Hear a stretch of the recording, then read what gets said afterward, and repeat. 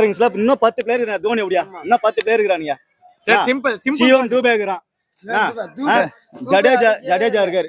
ஜடேஜா அந்த ரெண்டு ஒரு லாஸ்ட் பால்ல ஒரு 4 ஒரு 6 அடிச்சாருன்னு மட்டும் சொன்னீங்கல்ல. அப்ப யார் ஜெயிச்சு? அதை விட யாரு கொண்டாடினது? தோனி கொண்டாடினாரு. அவனை வந்து விட்டுட்டு போல. புரியுதா? நீங்க இவ்வளவு சொல்றீங்கல்ல. தோனி வந்து இல்ல வச்சுக்க அந்த சென்னைன்ற ஒரு டீமே இருக்காரு.